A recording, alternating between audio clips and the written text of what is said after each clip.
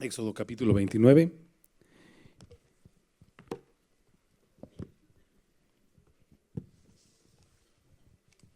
Vamos a continuar con nuestro estudio de Éxodo. Y es una enorme bendición porque pedimos a Dios, acompáñame y vamos a orar un segundo.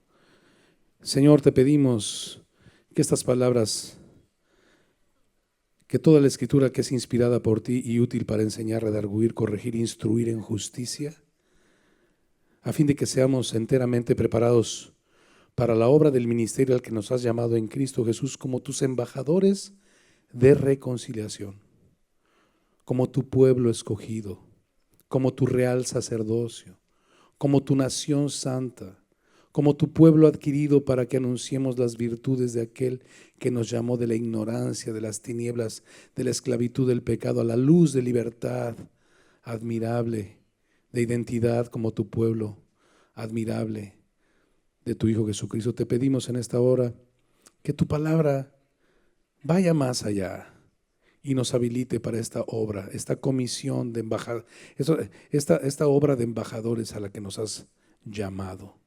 No solo de espectadores, no solo de gente que necesita ser salva por sus pecados, sino que necesita ser salva de darse culto a sí misma y de cumplir el propósito por el cual tú la llamaste. Tú nos llamaste en Cristo Jesús. Ayúdanos a que tu palabra nos habilite, Señor. Sabemos que toda tu palabra es inspirada por ti y toda es útil, pero habemos gente, y lo digo por mí, Señor, inútil, totalmente incapaz, Señor, que cuando nos enfrentamos a un capítulo como este, nos vemos tan atrofiados en nuestras capacidades. Ayúdanos que más allá de lo que yo pueda decir, tu palabra que es espíritu y es vida, traspase, Señor, nuestras almas, nuestros espíritus, coyunturas, Señor, y nos desnude delante de ti, nos prepare, Señor. Discierna nuestros pensamientos y nuestras intenciones y nos prepare para servirte, para servir a aquel Dios delante del cual un día todos tendremos que dar cuentas. En el nombre precioso de Jesús, Señor. Amén. Capítulo difícil, muy difícil, pero pedimos a Dios que nos ayude. El libro de Éxodo, qué semejanza tan grande tiene con nuestras vidas prácticas, ¿no? Dios saca a su pueblo de la esclavitud del pecado, del atrofiamiento del pecado, de una vida sin identidad. Y no lo saca sin sangre, no lo saca con un privilegio mayor que el de ser llamados en su propia sangre de un pacto, y pasa por alto en el Passover, ¿verdad? La Pascua pasa por alto las incapacidades y los pecados y las culpas de su pueblo y los redime, los rescata de la esclavitud de Egipto. Del capítulo que representa la esclavitud del pecado, ¿no? Del capítulo 1 al capítulo 19, pues, estudiamos en estos 19 capítulos todas las maravillas, el brazo extendido, la mano fuerte que nos sacó de la esclavitud del pecado, y nos vimos identificados en cada frase, no solamente histórica conforme al pueblo al que pertenecemos en la fe o por la fe, sino de una manera práctica en la vida de cada uno de nosotros. Pero después nos llevó al capítulo 20, y del capítulo 20 al 24 nos dimos cuenta de la necesaria renovación de nuestro entendimiento. Dios nos habló de las demandas de la ley, de las demandas de su carácter, nos las explicó en detalle y nos mostró en las referencias hacia el Nuevo Testamento, donde ya gracias al Espíritu Santo nosotros viviendo en este tiempo podemos entender que nunca la ley fue dada por Dios para que fuésemos justificados en ella.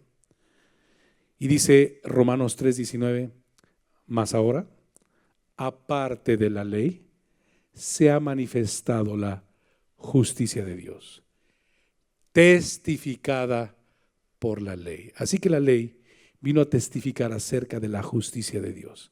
La justicia de Dios que es en Cristo Jesús para todos los que creen, ¿no? Llega el 23, porque no hay diferencia, por cuanto todos pecaron y están, Romanos 3:23, destituidos de la gloria de Dios, ¿no? No hay diferencia. No hubo diferencia entre el egipcio, no hubo diferencia entre nosotros. La justicia de Dios es por la fe, no es por la ley, no es por la sangre. Pero la ley nos habla del carácter y nos habla de la identidad ahora de su pueblo. Jeremías 31, del 31 al 34, nos dice que esta ley en estos postreros días estaría inscrita en nuestros corazones y en nuestras mentes. Y ahora no se trata de que nosotros nos justifiquemos, sino yo cambiaría esa palabra. La ley no está para justificarnos hoy, sino para regocijarnos. ¿Ok? Hoy los que vivimos por el Espíritu de Dios nos regocijamos en la ley.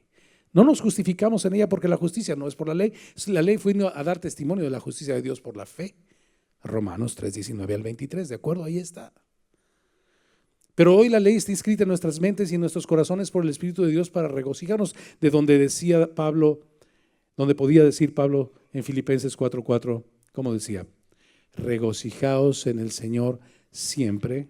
Otra vez os digo, esa ley está inscrita en mi corazón, habla de mi identidad, habla de mi propósito, habla de mi manera de caminar en sendas de justicia por amor de su nombre. Y después viene del capítulo 25 en adelante, hablándonos del tabernáculo. Y es el lugar de nuestra habitación, es el gozo del Señor, según Santiago 4:6, ¿no? Que no ignoremos que el Espíritu que Dios ha hecho morar en nosotros nos anhela celosamente. En este capítulo 29, una hermosa palabra que debe usted subrayar, entre otras, le voy a decir cuáles son las claves, todo el verbo consagrar, ¿no? Todo lo que tenga que ver con ofrendas, también ofrecer, ofrenda. Pero esta palabra reunirse, el verbo reunir, subráyela, porque es el anhelo de Dios habitar con su pueblo, reunirse con Él. Hay varios elementos sobre los cuales Dios se reúne con su pueblo. El tabernáculo de reunión, y de ahí habla, de ahí santifica, de ahí consagra, de ahí se deleita, de ahí conocemos al Señor, ¿no? De eso se va a tratar este capítulo 29. Pero en el capítulo 25, recordándole básicamente cómo entramos al estudio de la habitación con Dios en el tabernáculo, nos habló de preparar una ofrenda, primero una ofrenda voluntaria. Y aprendimos, ¿no?, de que, pues, aunque la Biblia dice ofrenda voluntaria, pues damos de gracia porque de gracia hemos recibido, ¿verdad? Realmente no se trata de arengar a nadie, ni de obligar a nadie, ni de amenazar a nadie. Yo veo desde Abraham con Melquisedec voluntariamente, pero voluntariamente porque Dios había puesto a sus enemigos, ¿no? Había dado en sus manos a sus enemigos. Sí, voluntariamente, pero nosotros le amamos porque Él nos amó primero. Y después nos habla de la preparación del tabernáculo, y esto nos hizo entender que es exactamente como el reino de los cielos. Y en alguna ocasión el Señor Jesús comentó acerca de una levadura que una mujer puso en 3 medidas de harina y lo llenó todo. Y así nos ha venido hablando del tabernáculo. Y el énfasis es empezar desde el arca, en la habitación de Dios. Y es como Dios implanta el reino de los cielos en nuestro corazón. Y de ahí traemos una premisa, y déjeme decirle cuál es. Dios no me cambia para amarme, Dios me ama para cambiarme. Dios no empieza por el atrio, Dios empieza por el lugar santísimo. Dios introduce su amor que me transforma a su imagen antes de pedirme cualquier cosa. Y así nos empezó a hablar del arca, un arca constituida de madera de acacia que representaba 33 años de un hombre poderoso, que vino como hombre y fue tentado en todo, pero sin pecado, como la acacia, que no es de fácil corrupción. Nuestro Señor 33 años pasó en este mundo, como hombre, tentado, pero incorruptible, precioso, Hijo de Dios. También revestido de divinidad, la que representa el oro, del cual estaba revestida el arca del pacto. Y Colosenses nos dice que en él habitó la plenitud de la deidad, en este hombre, ¿no?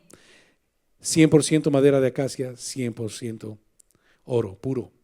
Y luego sobre el arca estaba el propiciatorio, donde se habría de derramar la sangre para propiciar o cubrir las demandas de la ley puestas dentro del arca. Y de ahí el Señor nos habló del velo. Este velo precioso que un día Dios partió de arriba abajo cuando fue traspasada la carne de su Hijo Jesucristo. Por lo tanto, entendemos que en aquellos tiempos este velo no era una cortina que se abría, era de una sola pieza y el sumo sacerdote muy probablemente tenía que entrar por debajo, una vez al año, a ofrecer en el día de Yom Kippur la sangre, derramarla sobre el propiciatorio para cubrir los pecados del pueblo, una vez al año, apuntando a aquel Cordero de Dios que habría de venir con una sola ofrenda a ser perfectos a los llamados, según Hebreos capítulo 9 y 10, ¿no? Entonces, después de ahí nos habló del candelero que le representa a Cristo, el mástil central, y a los Isaías capítulo 11, primeros 5 versículos, a las 6 características del Espíritu Santo que reposaban en Cristo como hombre. Y luego nos habló de la mesa de los panes de la proposición, no propiciación. Propiciación es cubrir, proposición es estar al frente. Y Dios pone estos panes, 12 panes en una mesa, representando que siempre, y nos hizo pensar en el Salmo 121, he aquí que no se dormirá, ni se adormecerá el que guarda Israel. Siempre estos panes que representan a las tribus de Israel están delante de su corazón, delante de su presencia, ¿no? Y nos habló de las 3 puertas después. Y vimos que las 3 puertas tenían los mismos elementos, ¿no? 3 puertas hechas de los mismos elementos, de azul, de púrpura, de carmesí, de lino. ¿Me está faltando uno? ¿Eran 5? Recuérdamelo. Oro, gracias. Oro, tejida con hilo de oro.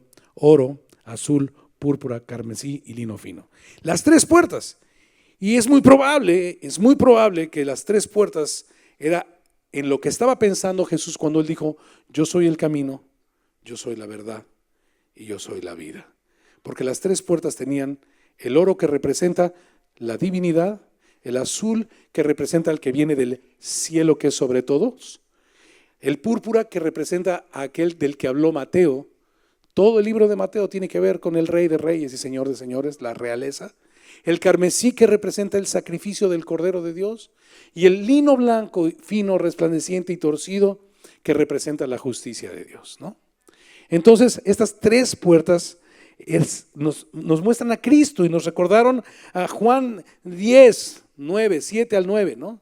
Yo soy la puerta, el que por mí entrará y saldrá y hallará pastos.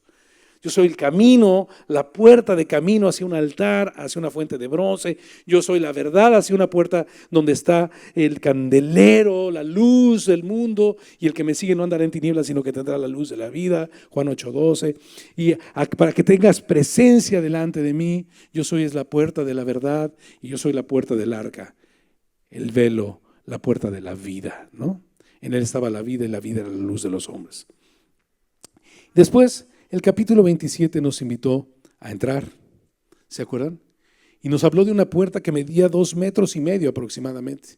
Y ni Nelson, ¿dónde anda Nelson? Nelson, él está con los niños, claro, siempre está ahí, ayudándonos. Nelson, que está enorme, que mide 7 pies, pulgadas. Que hay 7 pies, ¿no? 7 pies, como 7 pulgadas, no de este tamaño. Usted dice que son 7 pulgadas, digo 7 pies, 7 pies. Ok, ni Nelson puede ver por encima. ¿Y esto nos habló de qué? Para entrar en una comunión con Dios, Dios tiene que revelarse a tu vida. Dios tiene que llamarte, bro. Tú no entras solo. Está fuera de tu capacidad. Y una vez que entras, lo primero que vas a encontrar es un altar de bronce que nos muestra. Y esto me recordó Juan 12, 24. Si el grano de trigo no cae a la tierra y muere, queda solo, pero si muere, lleva mucho fruto. El que quiera salvar su vida la perderá, pero el que la entregue en ese altar de bronce, ¿no? El que la entregue y la pierda, el que pierda sus proyectos vanos, y vano significa temporal, no me malinterprete, vanos en este mundo, para vida eterna la hallará. Y luego dice algo hermoso, Juan 12, 26, si alguno me sirve, sígame. ¿A qué se refiere Jesús? Sígame con el modelo. ¿Cuál fue el altar de bronce sobre el cual Jesús pasó? ¿No? La cruz del Calvario. De la misma manera nosotros somos semejantes a Él en el bautismo, en una muerte, en una sepultura y en una resurrección para nueva vida en Cristo Jesús.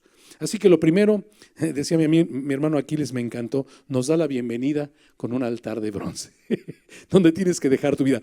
Pero el altar me habla de un lugar de muerte, un lugar de juicio, bronce. Pero el Señor no vino al mundo para condenar al mundo. Es lo que dice Juan 3:17. Pero Romanos capítulo 8, 3 y 4 dice que sí vino para condenar el pecado en la carne de Cristo. Así que cuando tú entregas tu vida en el altar, no eres condenado tú eres habilitado. Ahí queda tu pecado sepultado, bro, ¿no? Te conviene pasar por el altar, pero el mundo se hace así. Ven el altar y, bro, y me recuerda 2 Corintios 5:14. Porque el amor de Cristo que me invitó a entrar por la puerta me constriñe pensando esto. Que si uno murió por todos, entonces luego todos morimos en el altar de bronce. Y por todos murió para que los que vivimos ya no vivamos después de pasar por el altar de bronce para nosotros mismos, sino para aquel que murió y resucitó por nosotros, ¿no? Y luego no nos dejó ahí, nos dejó ahí y nos dijo, bueno, una vez que has muerto vas a servirme a mí para ser instrumento por medio del cual pueda brillar y seguir brillando mi candelero. No se enciende una luz y se pone debajo de un almud, ¿no? Mateo 5:13, sino sobre el candelero. Y no estaba hablando de un lugar así, estaba hablando del candelero, ¿no? Para que alumbre a todos los que están en casa. Y nos habló de que la única luz, no había ventanas en el lugar santo, la única luz era el candelero, que alumbraba el testimonio. ¿El arca de qué? Del testimonio. Tú eres una luz que tiene que alumbrar el candelero, que tiene que alumbrar el testimonio de Dios. ¿Y cuál es el testimonio de Dios? Pues primera de Juan 5:11, ¿no? Y este es el testimonio, que Dios nos ha dado vida y esta vida está en su Hijo. El que tiene al Hijo tiene la vida. Así que pasamos por el altar necesariamente, entregamos nuestra vida, pero no se queda ahí. Luego somos habilitados para ser puestos en el candelero y alumbre nuestra luz delante de los hombres para que viendo nuestras buenas obras glorifiquen a nuestro Padre que está en el cielo. ¿Cómo lo glorifican? Recibiendo el testimonio. ¿Cuál es el testimonio? Que Dios nos ha dado vida y esta vida está en Cristo. El que recibe el testimonio de Dios tiene vida en sí mismo. ¿Ok? Y luego, siguiente capítulo nos habló de su ejemplo como sumo sacerdote y nosotros llamados a ser sacerdotes. Y nos habló de cómo Él se despojó a sí mismo y tomó forma de siervo, hecho semejante a los hombres. Y Levítico capítulo 16 nos enseñó que en el día del Yom Kippur, el día que el sumo sacerdote ofrecía la sangre sobre el propiciatorio, tenía que despojarse de su manto de realeza, de todos sus vestidos, del efod, del pectoral, de las piedras, todo lo que representaba divinidad, brother. Y tenía que entrar simplemente con su vestido primario, que era el de lino limpio, que representaba justicia, y se arrastraba por debajo, muy probablemente, del velo con la sangre de los sacrificios y la derramaba sobre el propiciatorio, y solo llevaba un vestido que representaba: justificados pues por la fe tenemos paz para con Dios. ¿Entiendes?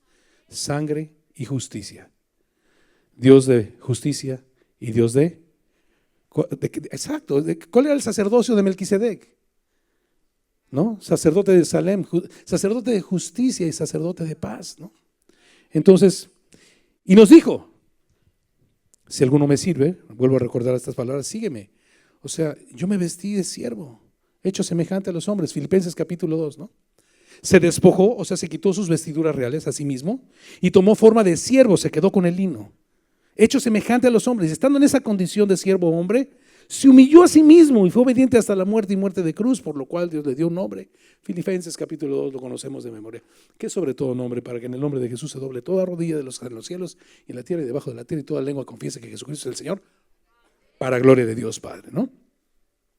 Entonces, pues hay en vosotros, empieza Filipenses 2 diciendo esto, hay en vosotros este sentir, y estamos siendo llamados a que haya este sentir. Le voy a recordar un versículo. Primera de Pedro 2:9, es el versículo que mientras estudiemos el sumo sacerdote y a los sacerdotes tendremos que estar recordándolo, bro.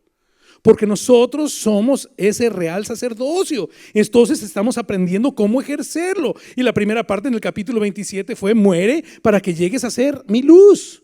Y la segunda parte es: quítate cualquier vanidad humana, cualquier reconocimiento que no hay, y simplemente vístete de mi justicia. Nunca practiques el ministerio en tu prudencia, en tus capacidades. Humíllate a ti mismo y cúbrete de mi justicia. Por eso Pablo decía en 2 de Corintios capítulo 12, me gloriaré en mis debilidades para que repose sobre mí la justicia, el poder de Dios. Porque cuando soy débil, entonces soy fuerte. No me sirvas en tus capacidades, sírveme en mi justicia. Desvístete de tus capacidades. Haya en ti este sentir que hubo en Cristo Jesús, ¿no? Y de eso nos ha venido hablando el Señor. Y llegamos entonces al capítulo 29. Hice esta remembranza para que podamos entender qué nos está enseñando Dios. Y déjeme ponerle el tema.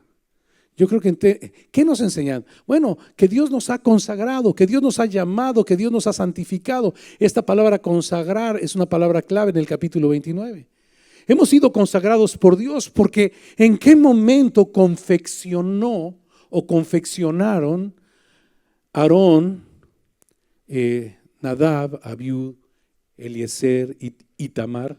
¿En qué momento confeccionaron sus vestidos de sacerdotes? Les fueron provistos, bro.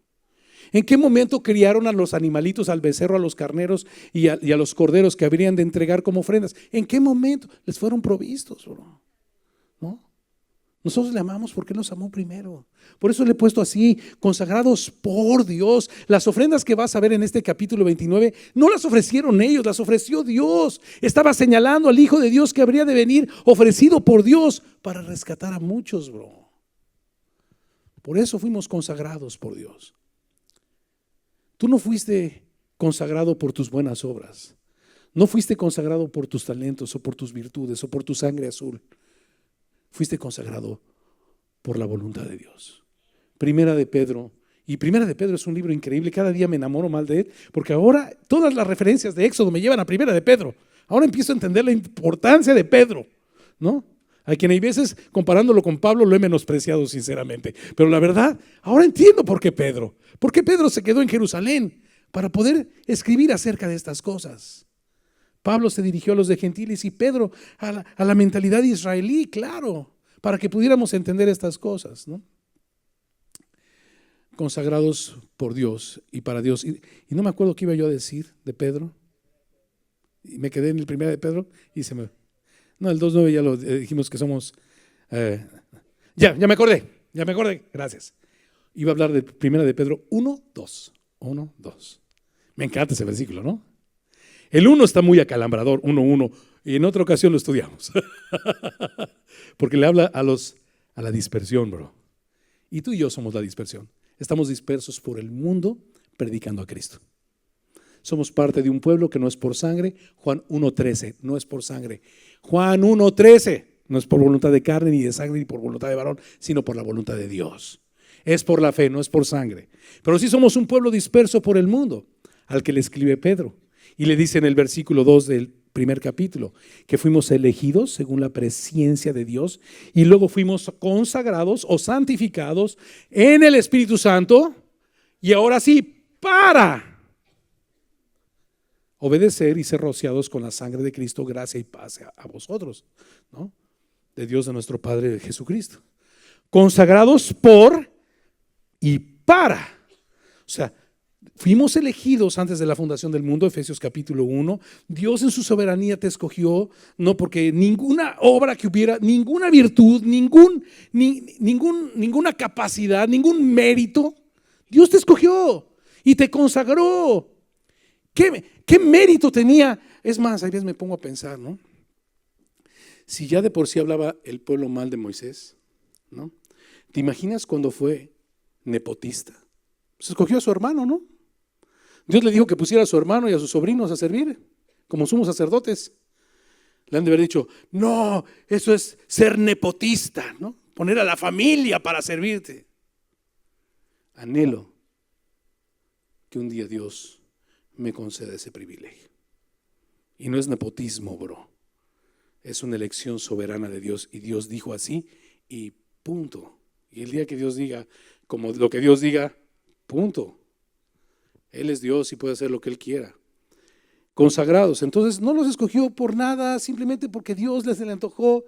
los consagró, eso quiere decir, los separó, los santificó para sí mismo, pero no se queda ahí. Dios te santificó, Dios te consagró, Dios te reveló a Cristo, Dios te ha dado salvación, pero para que le sirvas. No para que vengas a sentarte, no para que te vengas a curar la conciencia. Voy a quitarle el té de ahora en adelante. No para que nos vengamos a sentar aquí, no para que nos vengamos a curar la conciencia con 2 horas de religión, ¿no? Sino para que anunciemos las virtudes de aquel que nos llamó de las tinieblas a la luz admirable. Nos consagró por su soberanía y para su servicio. ¿Ok? Esta es la idea. Él es que nos consagra en su soberanía, pero para servirle. Objetivo: reunirnos con Dios. Por eso le llama el tabernáculo de reunión. El propósito de Dios es vivir con su pueblo, habitar con su pueblo. ¡Qué Dios que nos ama tanto! Santiago 4:6, no ignoremos que el Espíritu que Dios ha hecho morar en nosotros nos anhela celosamente. Es increíble, yo cada vez que llego a esta verdad me sorprende y me deja con la boca abierta. ¿Cómo? ¿No debería más bien este bicho anhelarte a ti, Dios? Cuando ve los cielos y los cielos cuentan la gloria de Dios, Salmo 19, y el firmamento la obra de tus manos, Señor. Más tú me anhelas a mí. Wow.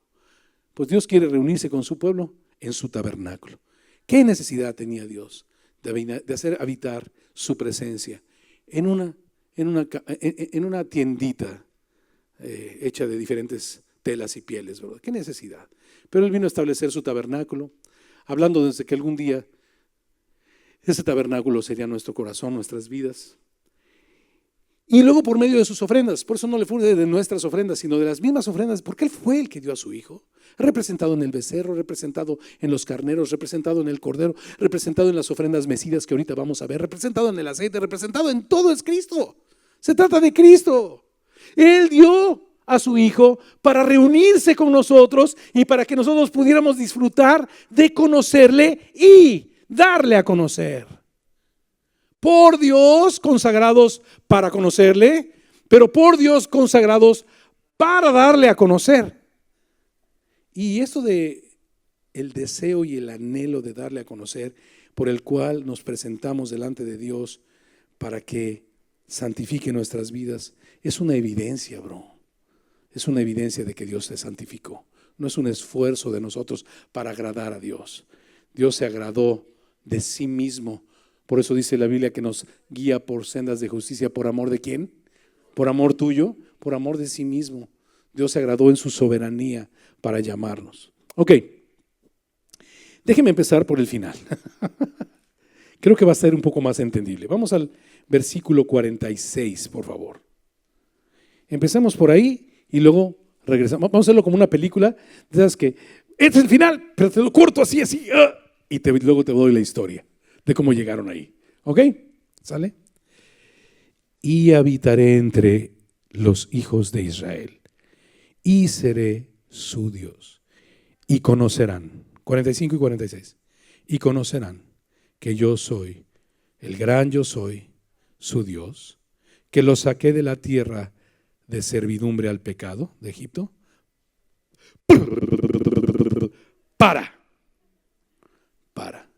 ¿Para qué te sacó, bro? Para habitar en medio de ellos. No. Es demasiado. Mi alma lo sabe muy bien, es demasiado. Me sacaste de la esclavitud para habitar conmigo, Señor. ¿Quién? Por eso decía el rey David, ¿quién es el hombre para que lo visites y el hijo del hombre para que ¿quién es el hombre para que tengas memoria de él y el hijo del hombre para que lo visites, ¿no? ¿Quiénes somos, Señor? Como nos tratas como si nos hubiéramos faltado re bien. Y nada que ver. Para habitar en medio de ellos yo. Y luego firma. ¿Ves la firma? ¿Ves la firma en tu Biblia? ¿Ves cómo firma el Señor? Yo, Jehová, su Dios. Punto. ¡Ah! Aleluya. Dale un aplauso, bro. Dale un aplauso, claro. Aleluya.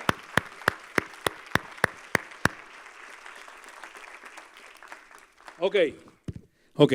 Primero veamos los elementos de nuestra consagración. ¿De acuerdo? Veamos los elementos de nuestra consagración, que son los primeros 9 versículos. Los voy a intentar leer. Quisiera invitar a mi esposa que sí sabe leer. ¿Puedes subir tantito, por favor? Es que yo... Mi esposa lee re bonito, bro. Entonces, ella lee y yo te platico algo, ¿no? A ver, nada más los primeros 9, aquí está y se ve muy bien. Los primeros 9 versículos. Esto es lo que les harás para consagrarlos, para que sean mis sacerdotes. Toma un becerro de la vacada y 2 carneros sin defecto, y panes sin levadura, y tortas sin levadura amasadas con aceite, y hojaldres sin levadura untadas con aceite. Las harás de flor de harina de trigo, y las pondrás en un canastillo, y en el canastillo las ofrecerás con el becerro y los 2 carneros. Y llevarás a Aarón y a sus hijos a la puerta del tabernáculo de reunión, y los lavarás con agua, y tomarás las vestiduras y vestirás a Aarón la túnica, el manto del efod, el efod y el pectoral, y le ceñirás con el cinto del efod, y pondrás la mitra sobre su cabeza, y sobre la mitra pondrás la diadema santa. Luego tomarás el aceite de la unción, y lo derramarás sobre su cabeza, y le ungirás. Y harás que se acerquen sus hijos, y les vestirás las túnicas. Les ceñirás el cinto a Aarón y a sus hijos, y les atarás las tiaras, y tendrán el sacerdocio por derecho perpetuo. Así consagrarás a Aarón y a sus hijos. Gracias, Jorge. Quédate por aquí porque te vas a seguir leyendo. Si no quieres subir y baja. Esto no estaba presupuestado, pero es que no quiero leer, yo leo re feo, ¿no? Entonces, 4 puntos, 4 elementos increíbles, bro. Primero, son las ofrendas. Versículo 1 al 3, las ofrendas. Y si ves Primera de Pedro 1, 18 al 19, solo apúntalo, lo ves en tu casa. Son 46 versículos. Para dejarte ir antes de las 11 de la noche, hazme caso. Primera de Pedro 1, del 18 al 19, nos habla de la ofrenda que Dios dio. Y tú lo sabes, por todos lados la Biblia habla de la ofrenda que Dios proveyó o proporcionó para redimirnos, ¿no? Así que versículos del 1 al 3 nos habla de una ofrenda. Versículo 4 nos habla de un necesario lavamiento. Estos son los elementos de nuestra consagración. Para poder servir a Dios necesitamos ser consagrados por Él. Primero tiene que ser ofrecido un sacrificio por nosotros, que es una ofrenda. Después tenemos que ser lavados con la palabra de Dios. ¿Y dónde dice que la palabra de Dios representa el lavamiento? ¿Listo? Hebreos 10, del 9 al 22. Uno que todos se saben, Juan 15, 3, ya vosotros estáis limpios por la palabra que os he hablado. Otro que todos se saben, Efesios 5, 25. Maridos, sed con vuestras mujeres como Cristo fue con su iglesia, se entregó a sí mismo por ella para santificarla, habiéndola purificado en el lavamiento del agua por la. Así que el agua representa la palabra. Segundo elemento. Tercer elemento, vestiduras que representan la justicia. Apocalipsis 19, 8. Al que venciere, ¿no? Y toda esta situación de que lo va a vestir el Señor. El vestido de justicia. Necesitas pues para servir al Señor, para ser consagrado para Él, por Él y para Él, por Él y para Él. Y expliqué a qué me refiero con esto. 1, necesitas ser sobre la base de un sacrificio. 2, necesita ser renovado tu entendimiento, lavado con agua pura, lavado con la palabra de Dios. Número 3, vestido de su justicia, despojándote de cualquier inmundicia y abundancia de malicia. ¿De acuerdo? Número 4, la unción está en el versículo 7, ¿no? Donde dice: mas vosotros, no, Romanos 8, 9, mas vosotros no vivís según la carne, si es que la unción, si es que el Espíritu de Dios mora en vosotros. Habla de las arras de nuestra herencia, ¿de acuerdo? Estos son los 4 elementos, ¿listos? Yo solo quiero resaltar esto de los 9 primeros versículos. 4 elementos de nuestra consagración: un sacrificio, un lavamiento, un vestido y una unción. ¿Ok? Cristo entregado por nosotros, confía en lo que Dios ya hizo por ti. Él entregó su ofrenda, no la puedes mejorar, bro.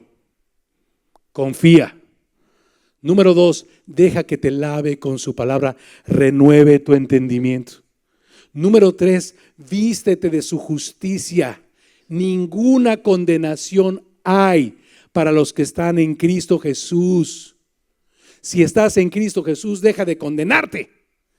Camina en su justicia, lávate en su palabra, renueva tu entendimiento y vive en el poder de su unción, con la cual, según Efesios 1:13, te selló. ¿Y cuáles fueron los requisitos para ser sellados? Dice así: vosotros también, habiendo oído la palabra de verdad, el evangelio de vuestra salvación, Efesios 1:13, y habiendo creído, fuisteis sellados con las arras del Espíritu de Dios, que son vuestra herencia hasta la posesión de la redención, hasta la redención de la posesión adquirida para la alabanza de su gloria. ¿De acuerdo, chicos? 4 elementos para ser consagrado. Primero, te rindes al sacrificio de Dios en Cristo. Primero, este es el testimonio, que el que tiene al Hijo tiene la vida. Número 2, renuevas tu entendimiento con la palabra de Dios. Número 3, caminas en su justicia y nunca en la tuya, ¿no? Ninguna condenación. Romanos 5:1, justificado pues por la fe tenemos paz, estás reconciliado.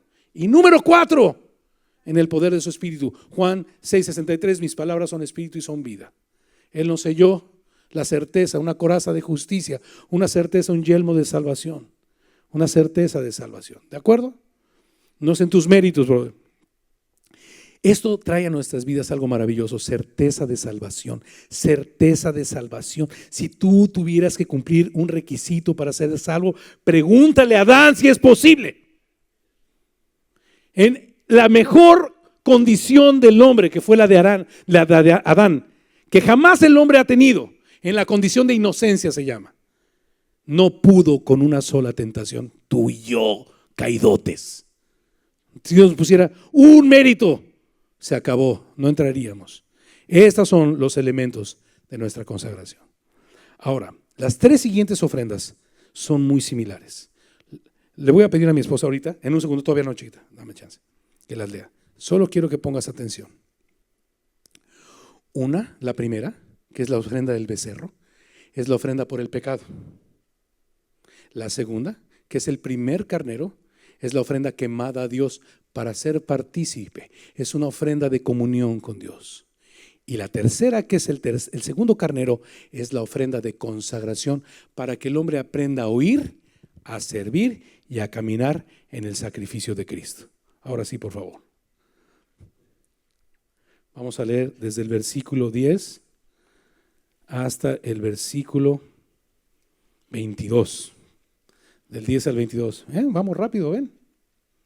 Del 10 al 22. Ahí está. Después llevarás el becerro delante del tabernáculo de reunión, y Aarón y sus hijos pondrán sus manos sobre la cabeza del becerro. Y matarás el becerro delante de Jehová a la puerta del tabernáculo de reunión, y de la sangre del becerro tomarás y pondrás sobre los cuernos del altar con tu dedo, y derramarás toda la demás sangre al pie del altar. Tomarás también toda la grosura que cubre los intestinos, la grosura de sobre el hígado, los 2 riñones y la grosura que está sobre ellos, y los quemarás sobre el altar. Pero la carne del becerro y su piel y su estiércol los quemarás a fuego fuera del campamento. Es ofrenda por el pecado.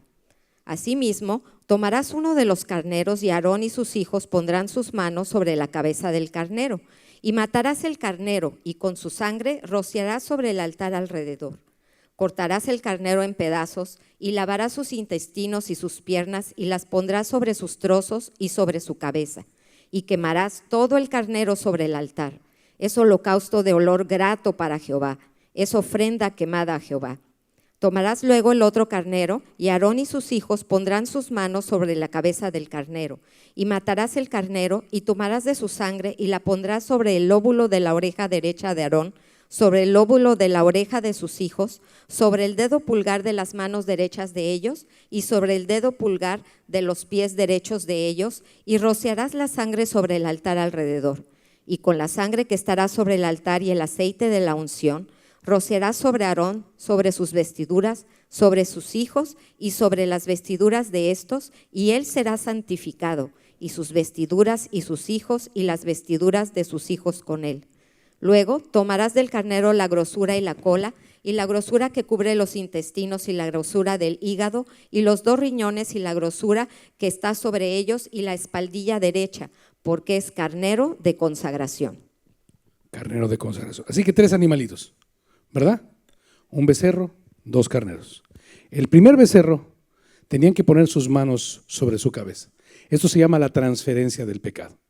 El primer carnero y el segundo carnero también tenían que poner sus manos. Así que en los 3 casos transferían el pecado a la víctima, ¿de acuerdo? Al inocente, para que éste fuera muerto por ¿quién? ¿Quién lo mataba? Moisés, ¿no?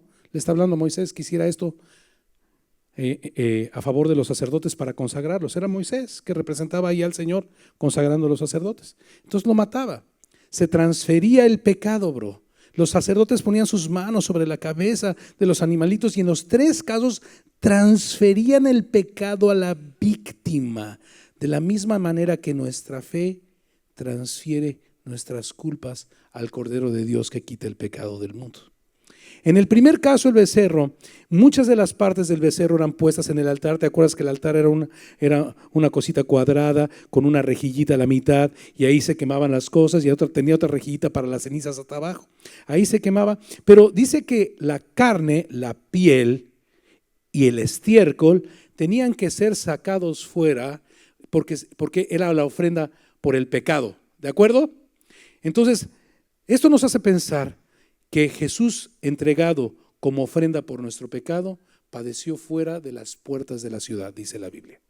Es increíble. Ahora, cuando veo la palabra estiércol, bro, hijo, me tiembla la voz. Pero recuerdo algo, bro. Nicodemo en alguna ocasión le preguntó a Jesús, ¿no?, cómo se podía nacer de nuevo. Y Jesús le dijo que era como el viento, que estaba bajo la potestad de Dios. Era imposible que el hombre participara con eso. Pero te voy a hablar de una señal, porque este hombre le pedía señal. Y le dijo, como la serpiente fue clavada en el desierto, como esa serpiente de bronce abominable para Dios, que Dios dijo que a Moisés y a Aarón que la levantaran, hicieran una serpiente y la levantaran, y todo aquel cuando era mordido por las serpientes, estas que los mordían en el desierto y perecía parte del pueblo, todo aquel que vea la serpiente de bronce, te puedes imaginar a Moisés, le ha de haber temblado la voz también como a mí, ¿no? Sí, bro. Al que no conoció pecado, por nosotros lo hizo una abominación. Nuestro Señor Jesús cargó con nuestra suciedad, con nuestros trapos de inmundicia y murió fuera de las puertas de la ciudad, bro. Jesús, representado en este becerro, fue la ofrenda por nuestro pecado, no hay duda. La segunda ofrenda, que es el primer carnero, nos habla de la comunión, de cómo Dios acepta. Se consumía totalmente en el altar y era olor fragante, la ofrenda quemada de olor fragante al Señor, de olor grato, el holocausto de olor grato. Y cuando yo leo que holocausto es olor grato, holocausto significa ofrenda de todo quemada, y esta acepción se le pone al pueblo judío en los años de los nazis, me cuesta trabajo pensarla así, ¿no? Yo creo que eso es un genocidio. Un holocausto es una ofrenda del todo de olor grato, y no creo que ese haya sido un momento grato para el Señor, cuando murieron 6 millones de judíos. Eso simplemente es un comentario. El punto es que esta ofrenda representaba hacer partícipe a Dios. Y Dios, al ser participado de las cosas como Él dice, era agradado en esta ofrenda que Él mismo les proporcionaba, ¿no? Era una ofrenda de comunión. Y luego viene la ofrenda o el cordero de la consagración. Y dos comentarios muy simples que quiero hacer aquí y seguimos leyendo lo que sigue. 2 comentarios muy simples. Ese cordero de la consagración, su sangre tenía, como lo dijimos hace un segundito, tenía que ser puesta en el lóbulo de la oreja de los sacerdotes, ¿no? Y me recuerda entonces el Salmo 1, bienaventurado el varón que no anduvo en consejo de malos, ni en camino de pecadores, ni en silla de escarnecedores asentados, sino que en la ley del Señor está su delicia y en su ley medita, escucha. Oye Israel, oye, nosotros tenemos que vivir, ¿qué dice Romanos 10:17? La fe es ¿por qué? Por el oír. ¿Y el oír es por qué? Por la palabra de Dios. Número 2, tenemos que servir en el mismo mérito de Cristo. Servir es un privilegio, bro. Cada vez que yo los animo a servir, mis hermanos, no pongas tus ojos en mí porque te vas a cansar. Si tú crees que me sirves a mí, brother, o que sirves a una institución que se debe poner en deuda contigo, es la manera incorrecta de servir. Servir es tu privilegio, bro. Cosas que ojo no vio, ni oído yo, ni han subido en corazón de hombre. Dios tiene preparadas para que los que le sirven de esta manera. Deja tus expectativas a un lado y sírvele sin expectativas, brother. Y su Padre te honrará. Juan 12:26. ¿No? Tú sirve al Señor en el secreto y tu Padre te recompensará en público. No esperes de mí nada, no esperes de mí. Porque si yo te doy algo en tus expectativas, pues ya tienes, cierto te digo que ya tienes tu recompensa, bro. Y entonces, ¿eso qué significa? Que te perdiste la recompensa de tu Padre que está en los cielos, bro. Ya te la di. Tú sirve tranquilo, pon tus ojos en Él y sírvele a Él. Cuela a este pelón regordete, bro. Yo sé que a veces es difícil de tragar. Échate agua y trágatelo y luego, ya sabes, ¿no? Deséchalo. ¿No? Sirve, quédate con el alimento y tira la cáscara, bro. ¿Me entiendes lo que quiero decir? Por favor. Sirve al Señor en las manos y en los pies camina en santidad, camina en sus sendas de justicia, camina como un pobre en espíritu, como un doliente por el pecado, por un manso, ¿no? Bienaventurados los mansos, porque ellos recibirán la tierra por heredad. Camina por sendas de justicia por amor de su nombre, camina. Oye su palabra, sirve en el espíritu, camina en su justicia. ¿Ok? Y el segundo comentario que quiero hacer simple para seguir es interesante que tenía que rociarlos Moisés con la sangre del tercer cordero. Pero no solo con la sangre, tenía que mezclar esa sangre con el aceite de la unción, probablemente de las olivas machacadas. Ahora, tal vez cuando te ha salido sangre de algo y manchas tu ropa, pues ya es difícil quitar esas manchas, ¿te imaginas? Yo me pregunto, y solo me pregunto, esos vestidos de púrpura y esos vestidos, me imagino que siempre estaban manchados, ¿no? Imagínate rociados, porque tenía que rociar sobre las vestiduras, por cierto, estas proporcionadas por Dios. Ellos no las confeccionaron, no las compraron, la Biblia no dice eso. Dios las proveyó, de la misma manera que proveyó cada una de las ofrendas. Por eso fuimos consagrados por Dios. No fuiste consagrado por tus obras ni por tus méritos, ¿no? Imagínate que tenía que agarrar Moisés, hacer este aceite y hacer la sangre. Esto me lo hizo ver mi esposa, ¿no? ¿Te imaginas? Y rociar las vestiduras de los sacerdotes. Me pregunto, y solo me pregunto, ¿se les habrá podido quitar la mancha, no? Ahí te lo dejo, no sé tú qué respondas, ¿no? Y esa era la manera en que siempre tenían, por sus generaciones, cuando eran consagrados, ser consagrados de esta manera. Esos eran los dos únicos comentarios. Ahora, entonces vimos que el becerro y los dos carneros representan a Cristo, se transfieren los pecados, muere fuera del campamento y somos ungidos no solo en el sacrificio, sino en el aceite que representa el Espíritu Santo. Servimos por el sacrificio en el poder del Espíritu Santo. Filipenses 3:3, la verdadera circuncisión sirve en el Espíritu, presume de Cristo y no tiene ninguna gloria en sus virtudes. ¿De acuerdo? Ok. Ahora vamos a ver la siguiente parte. Y esta siguiente, si nos ayudas a leer, te lo agradezco enormemente. Ahí te tengo de... Ok. Vamos a leer del versículo 23 hasta el versículo 28 y vamos a observar dos cosas aquí. La ofrenda encendida y la ofrenda elevada de los hijos de Israel. Pero es difícil ponerlas por separado. La ofrenda encendida y la ofrenda elevada de los hijos de Israel. ¿Ok? Vamos y hacemos unos comentarios. Versículo del 20, dijimos del 23 al, ahorita te digo, ahí te voy. Sí, al 28, 23 al 28. También una torta grande de pan y una torta de pan de aceite y una hojaldre del canastillo de los panes sin levadura presentado a Jehová, y lo pondrás todo en las manos de Aarón y en las manos de sus hijos, y lo mecerás como ofrenda mecida delante de Jehová. Después lo tomarás de sus manos y lo harás arder en el altar sobre el holocausto por olor grato delante de Jehová. Es ofrenda encendida a Jehová. Y tomarás el pecho del carnero de las consagraciones que es de Aarón y lo mecerás por ofrenda mecida delante de Jehová y será porción tuya. Y apartarás el pecho de la ofrenda mecida y la espaldilla de la ofrenda elevada, lo que fue mecido y lo que fue elevado del carnero de las consagraciones de Aarón y de sus hijos, y será para Aarón y para sus hijos como estatuto perpetuo para los hijos de Israel.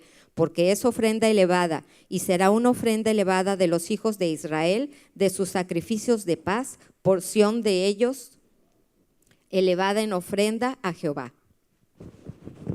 Los hijos de Israel proporcionaban pues estas ofrendas a los sacerdotes. Era a través de los hijos de Israel. Era una ofrenda de paz. Los sacerdotes intercedían por el pueblo para reconciliarse con Dios. En el capítulo 22, pues el versículo 22 nos dice de ciertos elementos que tenían que separarse y luego juntarse con elementos de harina y de la tierra y presentarse delante de Dios como una ofrenda mecida. Esto representa a Dios bendiciendo lo que ahora van a participar los sacerdotes con él. ¿De acuerdo? Dios ha participado en la ofrenda quemada, pero ahora quiere que sus sacerdotes participen con él. Le tienen que presentar todos estos elementos del versículo 22 y 23 en una ofrenda mecida y Dios los bendice.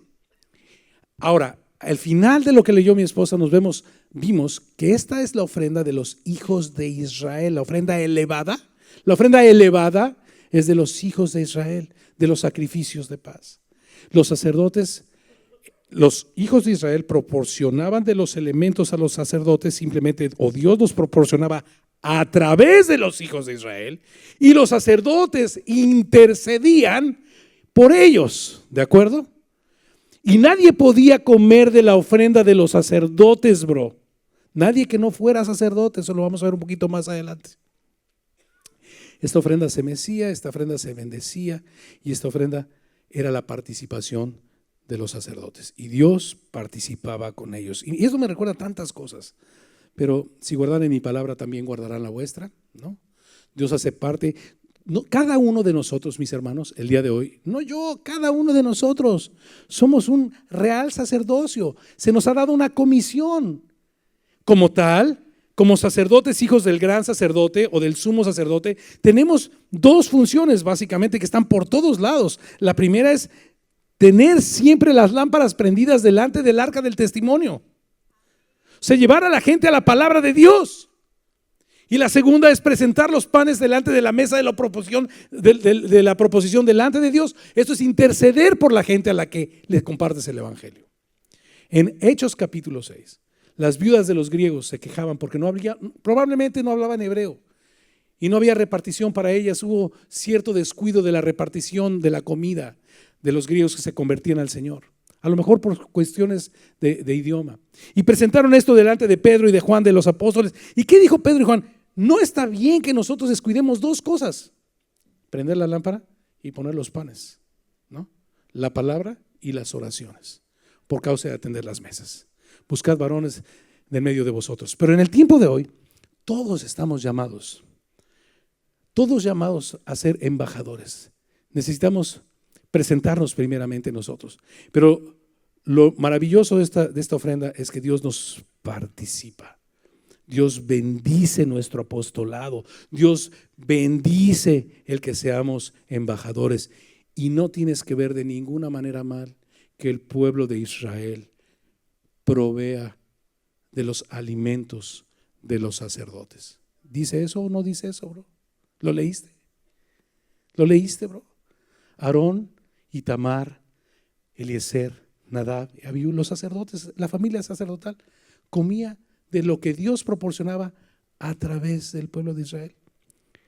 Era su porción, bendecida por Dios, pero su responsabilidad era presentar, interceder, llevar a la gente a la palabra de Dios. ¿Ok? Terminamos con ese comentario, seguimos con lo que sigue.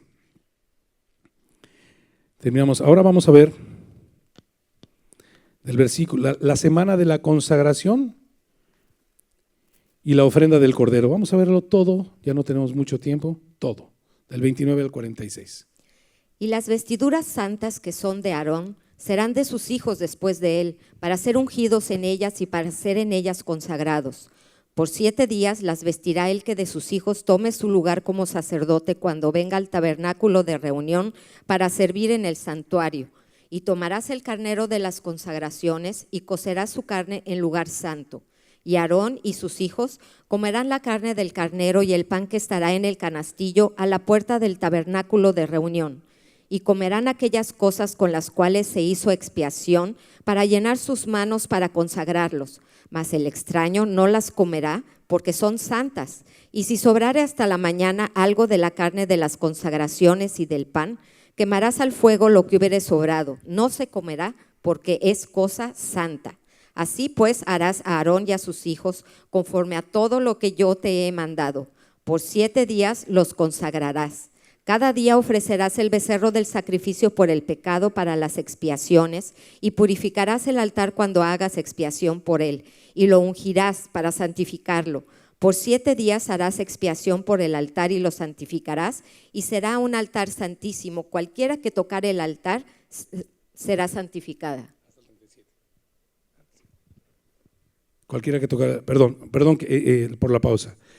Quiero destacar una cosa nada más. Cuando regresaba el arca al pueblo del Señor, ¿no? Los bueyes trastabillaron y se caía el arca. Y alguien que no era sacerdote quiso meter las manos y murió. Y yo quiero que y eso nos… Pero ¿por qué, Señor? ¿Por qué permitiste que muriera si con la mejor intención, viendo tu arca como algo sublime y maravilloso, quiso meter sus manos? Porque es santísimo. Porque las cosas son como Dios dice.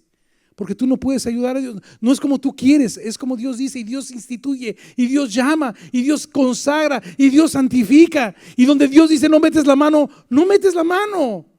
Con Dios el fin no justifica los medios, bro, ¿no? Lo hubiera dejado caer el arca, no era sacerdote. Eso es lo que pasó con Saúl, quiso hacerse sacerdote. Y Dios lo eliminó para siempre del reinado de Israel. No le correspondía, ¿no? Tienes un llamado santísimo, bro. Tienes un privilegio santísimo. Dios quiere que sepas que la ofrenda quemada y la ofrenda mecida es que te sientas a la mesa con Dios. La ofrenda quemada es lo que come Dios, la ofrenda mecida es lo que comes tú. Y eso Dios lo proporciona, brother. Estoy hablando de los términos espirituales del sacerdocio al que hemos sido llamados en Cristo Jesús como real sacerdocio. ¿No, bro? Por eso, dice Mateo capítulo 6, pues no te preocupes, ¿no? ¿Por qué comeré o qué vestiré? Los gentiles que no, los gentiles, pero tú eres un pueblo escogido, ¿no? Tu Padre sabe de qué cosas tienes necesidad antes de que se las pidas. Tú busca primeramente su reino y su justicia, y todas estas cosas te serán añadidas, ¿no? Este era lugar santísimo. A lo que Dios te ha llamado, brother, es a la comunión de ángeles, bro. Es algo santísimo. Por eso sed santos, porque nuestro Señor es santo, ¿no? Estamos apartados y consagrados para servirle. Esta palabra expiación que se repite el versículo 36, debiéramos considerarla una y otra vez. Desde que se presenta el becerro, los carneros, y va a seguir con un cordero precioso, y con eso vamos a cerrar, ¿no? Dios ha expiado nuestros pecados, nos ha consagrado por Él para que le sirvamos a Él. En un ministerio santísimo, bro, con el cual comemos en su mesa. Ahora sí, último, perdón, Forde. Sí, el 38. ¿Ves bien? Venga. Creo que sí. Esto es lo que ofrecerás sobre el altar: 2 corderos de 1 año cada día, continuamente. Ofrecerás uno de los corderos por la mañana y el otro cordero ofrecerás a la caída de la tarde. Además, con cada cordero 1/10 parte de un efa de flor de harina amasada con la 1/4 parte de un hin de aceite de olivas machacadas. Y para la libación, la 1/4 parte de un hin de vino. Y ofrecerás el otro cordero a la caída de la tarde, haciendo conforme a la ofrenda de la mañana y conforme a su libación en olor grato, ofrenda encendida a Jehová. Esto será el holocausto continuo por vuestras generaciones a la puerta del tabernáculo de reunión delante de Jehová, en el cual me reuniré con vosotros para hablaros allí. Allí me reuniré con los hijos de Israel, y el lugar será santificado con mi gloria. Y santificaré el tabernáculo de reunión y el altar. Santificaré asimismo a Aarón y a sus hijos para que sean mis sacerdotes. Y habitaré entre los hijos de Israel y seré su Dios. Y conocerán que yo soy Jehová su Dios, que los saqué de la tierra de Egipto para habitar en medio de ellos. Yo, Jehová su Dios. Wow. Ahora terminemos con algunos puntos especiales. A diferencia del becerro, que es una vaca chiquita, y del carnero que tuvo que enredarse en un zarzal para que Isaac lo pudiera tomar, ¿de acuerdo? El cordero Dice Isaías 53:7, es un animal totalmente sumiso, que cuando lo van a matar, ni siquiera abre su boca, bro. No es como un cerdo chillón que cuando sabe que lo van a matar hace un escándalo. El cordero, como ovejita, como corderito, va al matadero. Isaías 53:7.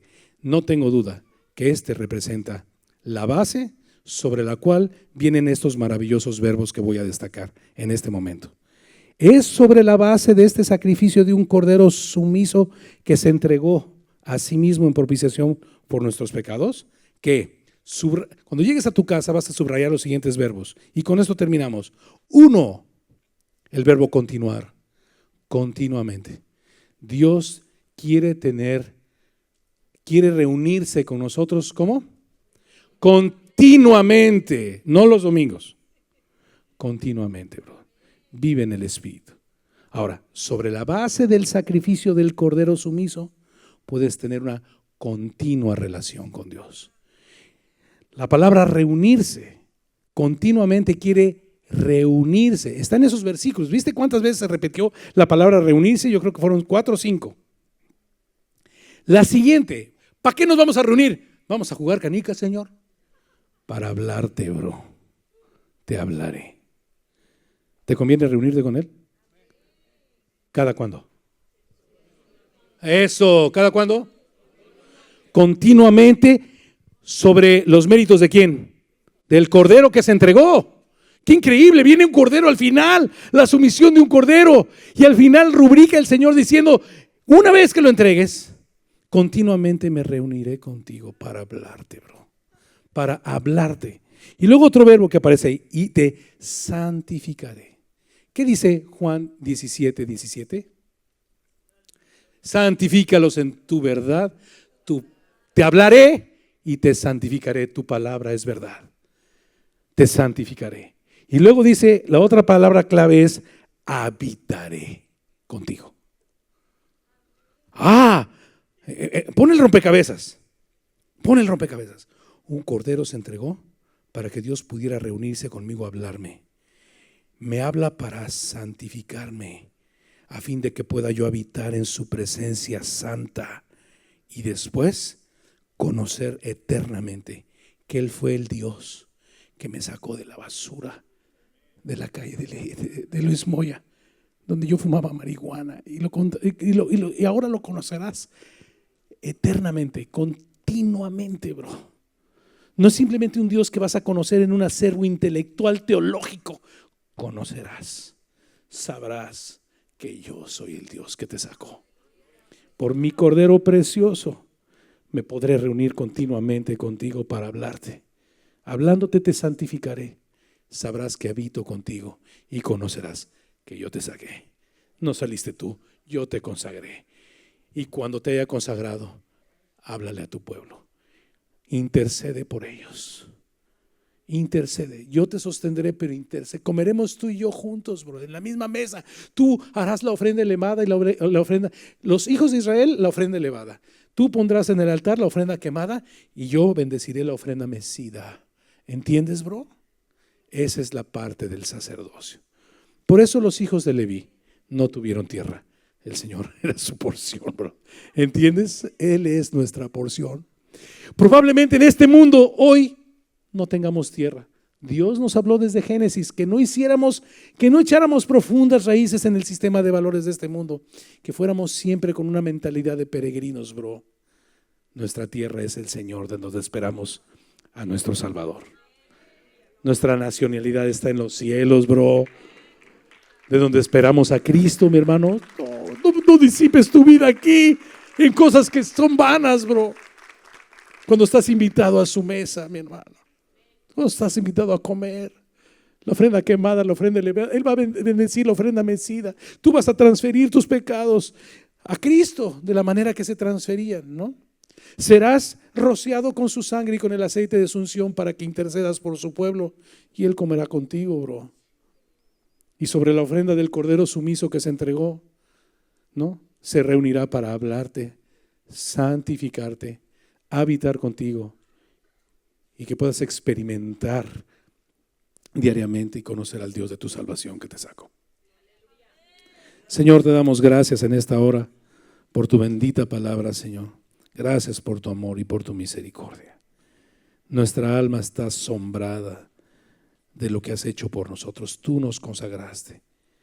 Señor, ahora conságranos continuamente para servirte, para interceder, para mantener las lámparas prendidas delante de tu pueblo en el arca del testimonio, alumbrar con nuestras vidas el arca del testimonio y presentar esos panes sin levadura, esos panes que representan a tu pueblo siempre delante de ti en la intercesión, para lo cual necesitamos confiar en ese sacrificio continuo, reunirnos para que nos hables, nos santifiques, disfrutar de tu presencia que habita en nosotros, Señor, y conocerte continuamente, conocer el poder del que nos sacó, conocer ese poder y confiar que también puede sacar a mi esposo, a mis hijos, a mi papá.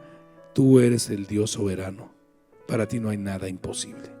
Ayúdanos a confiar. En el nombre precioso de Jesús oramos, Padre. Amén.